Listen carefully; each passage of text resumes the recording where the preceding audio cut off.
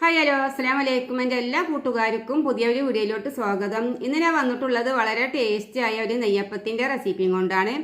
വളരെ ടേസ്റ്റിയും അതുപോലെ തന്നെ നല്ല സോഫ്റ്റും എല്ലാം ഒത്തുകൂടിയ നല്ലൊരു നെയ്യപ്പത്തിൻ്റെ റെസിപ്പിയാണിത്. അപ്പോൾ നമുക്ക് ഈ നെയ്യപ്പം എങ്ങനെ തയ്യാറാക്കിയെടുക്കുക എന്നൊക്കെ ഒന്ന് നോക്കാം. അതിന് മുമ്പായിട്ട് എൻ്റെ ചാനൽ ആദ്യമായിട്ട് കാണുന്നവരാണെങ്കിൽ എല്ലാവരും ഒന്ന് ലൈക്ക് ചെയ്ത് സപ്പോർട്ട് ചെയ്യണേ. അപ്പോൾ നമുക്ക് നേരെ വീഡിയോയിലോട്ട് പോകാം. ഇങ്ങനെതാ നെയ്യപ്പം ഉണ്ടാക്കാനായിട്ട് ഞാനിതാ കുറച്ച് പച്ചരി വെള്ളത്തിലിട്ടിട്ടുണ്ട്. പിന്നെ ഇതാ 2 ശർക്കര എടുത്തിട്ടുണ്ട്. മധുരം കൂടി പോയങ്ങരാച്ചിട്ടാണ് 2 മാത്രം എടുത്തിട്ടുള്ളത്. മധുരം വല്ലാതെ ഇഷ്ടമല്ല ഇവിടെ ഉള്ളവർക്ക്. അപ്പോൾ 2 എടുത്തിട്ടുള്ളൂ. പോരാന്നുണ്ടെങ്കിൽ നമുക്ക് 1ൻ്റെ പകുതി കൂടെ ഇട്ടിട്ട് ഉരുക്കിയെടുക്കാം.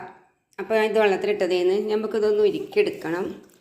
ഇത് നല്ലോണം ഒന്ന് ഉരുകി നേരിയ ചൂടോട് കൂടി കിട്ടണം. നമുക്ക് അരി അരക്കുമ്പോൾ അതിൽ ഒഴിച്ചിട്ട് അരക്കാനുള്ളതാണ്. നമ്മുടെ ശർക്കരപ്പാനി ഇവിടെ റെഡി ആയിട്ടുണ്ട്. ഇനി നമുക്ക് ഇതൊരു അരിപ്പിലേക്ക് അരിച്ചെടുത്തിട്ട് ചൂടാറിന് മുന്നേ തന്നെ നമുക്ക് അരി ഒന്ന് അരച്ചെടുക്കാം. അങ്ങനെ ഇതാ പച്ചരി ഞാനിതാ ഈ മിക്സിയുടെ ജാറിലേക്ക് ഇട്ട് കൊടുത്തിട്ടുണ്ട്. ഇനി നമുക്ക് ഈ ശർക്കരപ്പാനി ഇതിലേക്ക് ഇങ്ങനെ ഒഴിച്ച് കൊടുക്കുക. പാകത്തിന് വെള്ളം കൂടാതെ അരച്ചെടുക്കണം. അങ്ങനെ ഇതൊരു വിധം അരിഞ്ഞിട്ടുണ്ട്. അപ്പോഴാണ് എനിക്ക് ഓർമ്മയായത് ഏലക്കായ ഇട്ടിട്ടില്ലല്ലോ എന്ന്. അപ്പോൾ അത് ഞാനൊരു 4-5 ഏലക്കായിൻ്റെ കുരും കൂടെ ഇതിലേക്ക് ഇട്ട് കൊടുത്തിട്ടുണ്ട്. ഇനി നമ്മൾ ഇതൊന്നും കൂടെ കറക്കിയെടുക്കാം.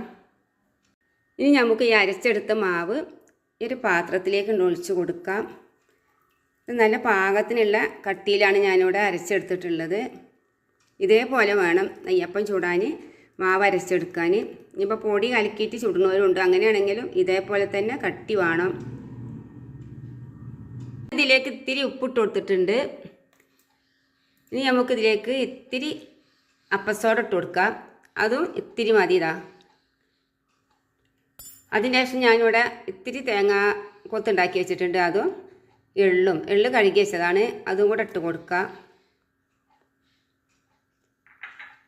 അതിന് ശേഷം നമുക്ക് നല്ലോണം ഒന്ന് മിക്സ് ചെയ്തിട്ട് ഇവിടെ വെക്കാം. നമുക്കിത് എപ്പോഴാണ് ചുട്ടെടുക്കാൻ തോന്നുന്നത് അപ്പോൾ ചുട്ടെടുക്കുക. ടൈമൊന്നുമില്ല. കുറേ സമയം കഴിഞ്ഞിട്ടാണ് ചുട്ടെടുക്കുന്നുണ്ടെങ്കിൽ അത്രക്കും നന്നാവും നമ്മളെ നെയ്യപ്പം. അപ്പോൾ തേങ്ങാക്കൊത്തൊക്കെ കുറച്ചിട്ട് കൊടുത്താൽ മതി. പൊള്ളിച്ച് കിട്ടാൻ പണിയുണ്ടാവും. എല്ലായിടത്തും തേങ്ങാക്കൊത്ത് ഉണ്ടാവുമ്പോൾ. അപ്പോൾ ഒന്ന് അങ്ങിങ്ങായിട്ട് കടിക്കാൻ മാത്രം ഇട്ട് കൊടുത്താൽ മതി. ഇരിക്കട്ടെ, നമുക്കിത് കുറച്ച് നേരം കഴിഞ്ഞിട്ട് ചുട്ടെടുക്കാം. നമുക്കിതൊന്ന് അടച്ചെടുക്കാം. നമ്മുടെ മാവ് ഇവിടെ നല്ലോണം കട്ടിയായിട്ടുണ്ട്. കലക്കി വെച്ചതിനേക്കാളും ഒന്നും കൂടെ കട്ടിയായിട്ടുണ്ട്. നമുക്കിത് ഒന്നും കൂടെ അയക്കണമെന്നുണ്ടെങ്കിൽ ഇത്തിരി ചുടുവെള്ളം ഒഴിച്ചിട്ട് അയച്ചാൽ മതി. പച്ചവെള്ളം ഒഴിച്ചു കൊടുക്കരുത്. അപ്പം ഞാനത് ചൂടാൻ പോവുകയാണെങ്കിൽ ചീനച്ചട്ടി അടുപ്പത്ത് വെച്ച് അതിലേക്ക് ഞാൻ വെളിച്ചെണ്ണ ഒഴിച്ചിട്ടുണ്ട്. വെളിച്ചെണ്ണ നല്ലോണം ചൂടായിട്ടുണ്ട്. ഇനി നമുക്ക് ഇതിലേക്ക് നമ്മൾ മാവ് കൊണ്ട് ഒഴിച്ച് കൊടുക്കുക. അങ്ങനെ നല്ലോണം പൊള്ളച്ചിട്ടൊക്കെ ഉണ്ട്. അപ്പോൾ ഇത് മുഴുവനായിട്ടും നമുക്ക് ഇതുപോലെ പൊരിച്ച് കോരാം. അങ്ങനെ നമ്മുടെ നല്ല ടേസ്റ്റിയായ നെയ്യപ്പം ഇത് ഇവിടെ തയ്യാറാക്കി കഴിഞ്ഞിട്ടുണ്ട്. വളരെ സിമ്പിളായിട്ട് ഉണ്ടാക്കിയെടുക്കാൻ പറ്റിയ നല്ലൊരു അടിപൊളി നെയ്യപ്പാണിത്.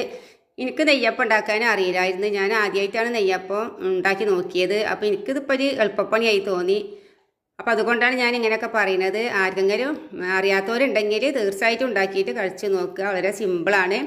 അപ്പോൾ എൻ്റെ വീഡിയോ കണ്ടിട്ട് നിങ്ങൾക്ക് ഇഷ്ടപ്പെടുകയെന്നുണ്ടെങ്കിൽ എല്ലാവരും ഒന്ന് സബ്സ്ക്രൈബ് ചെയ്യുക, ലൈക്ക് ചെയ്യുക, കമൻറ്റ് ചെയ്യുക, സപ്പോർട്ട് ചെയ്യുക. അതുപോലെ നിങ്ങളുടെ കുടുംബത്തിനൊക്കെ ഒന്ന് ഷെയർ ചെയ്ത് കൊടുക്കുക. അപ്പോൾ വീണ്ടും നമുക്ക് ഇതുപോലത്തെ നല്ല നല്ല വീഡിയോയുമായിട്ട് കണ്ടുമുട്ടാം ഇൻഷാ അല്ലാഹ്.